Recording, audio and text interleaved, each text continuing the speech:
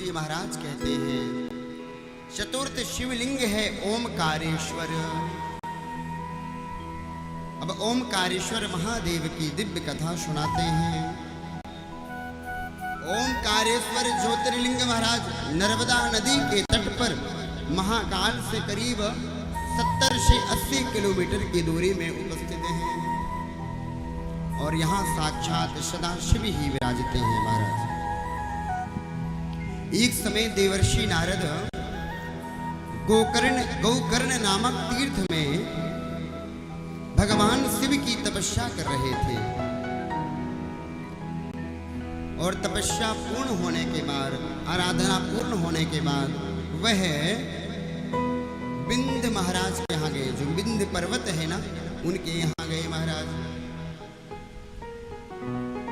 विंध्य के यहाँ श्री नारद जी गए तो विंध्य ने कहा, हे नारद जी, आपके चरणों को कोटि कोटि प्रणाम। आप आए, हमें बहुत अच्छा लगा। हे नारद जी, बताइए मैं आपके लिए क्या कर दूं? आप जो कहोगे वो वस्तु आपको मैं लाके दे दूंगा महाराज। मेरे यहाँ किसी चीज की कमी नहीं है, मैं पर्वतों का राजा हूँ।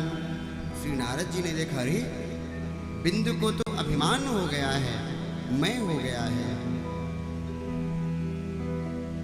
श्री नारद जी ने उस अभिमान को नष्ट करने के लिए, क्योंकि श्री नारद जी कौन है?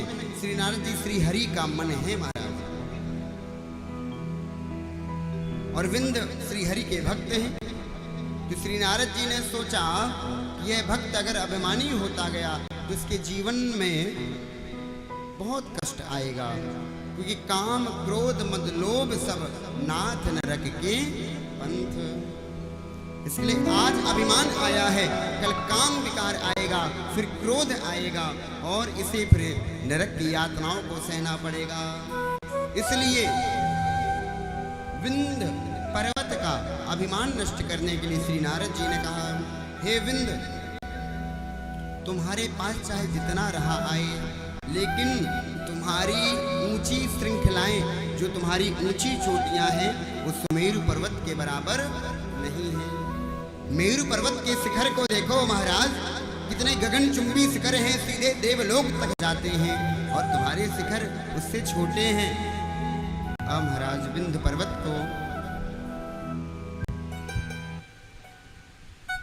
विंध्य पर्वत को अच्छा नहीं लगा महाराज, और ऐसा कहकर के श्री नारद जी तो चले गए।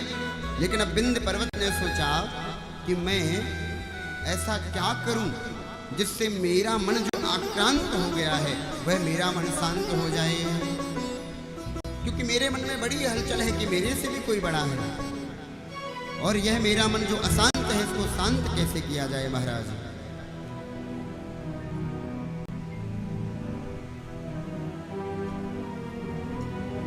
तब विंध्य पर्वत ने सदा शिव की दिव्य उपासना की है।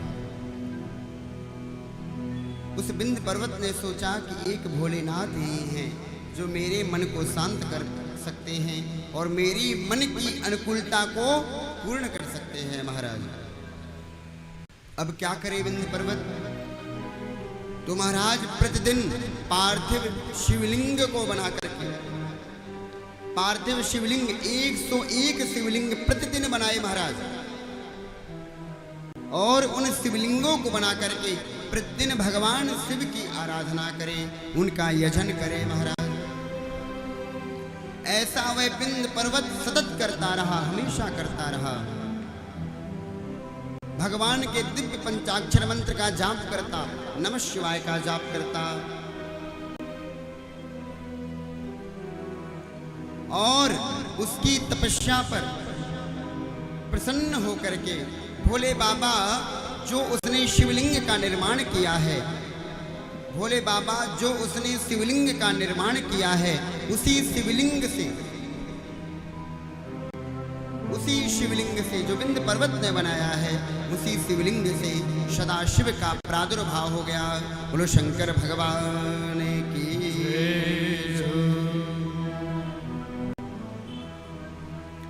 अब सदाशिव जब उस शिवलिंग से प्रकट हुए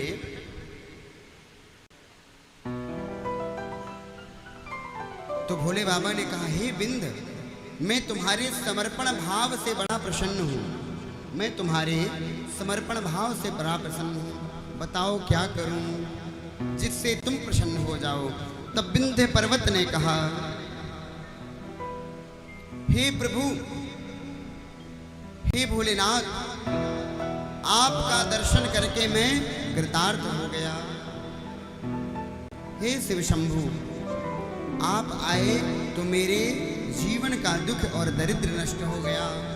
आप आए हो तो मुझे केवल एक चीज प्रदान करिए कि मुझे उत्तम बुद्धि प्रदान कर दीजिए महाराज, और ऐसी बुद्धि प्रदान करिए जो हमेशा सतत बुद्धिमत्ता का प्रदर्शन करे, उसमें कोई अभिमान ना रहे।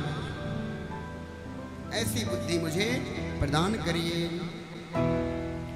और कहा, जो मैं सोचूं वह पूर्ण हो जाए। तब भोले बाबा ने कहा, तथास्तु, और ऐसा कहकर के उसको आशीर्वाद दिया है विंध्य पर्वत को। तभी सदाशिव का दर्शन करने के लिए बहुत ऋषि भी एकत्रित हो गए वहां पर, नर्मदा नदी के तट पर महाराज। सभी ऋषियों ने भगवान सदाशिव की बड़ी स्तुति की है और कहा, हे भोलेनाथ, अब आप यहाँ साक्षात रूप में प्रकट हुए हैं, तो आप अब यहाँ विराजिए ताकि संपूर्ण भक्तों का कल्याण होता रहे। देवैः संप्रार्थितस्तत्र द्विधा रूपेण संस्थितः भुक्ति मुक्ति प्रदो लिंग रूपो वये भक्तवत्सलः। तभी सभी ऋषियों के प्रणाम करने पर, स्तुति करने पर और विंध्य की अनुनय विनय पर भगवान सदाशिव वहीं पर ओमकार एवं अमलेश्वर, ओमकारेश्वर और अमलेश्वर दो शिवलिंगों में परिणत हो गए और वहीं नर्मदा के तट पर प्रभु विराजमान हो गए। बोलो शंकर भगवान की। ओमकारेश्वराय, ओमकारेश्वराय, हरे हरे भोले नमः शिवाय। कालेश्वराय शिव कालेश्वराय,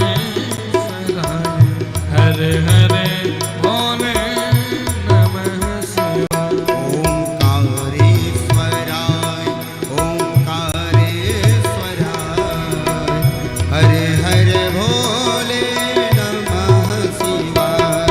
ओमकारेश्वराय शिव कालेश्वराय, हरे हरे भोले नमः शिवाय।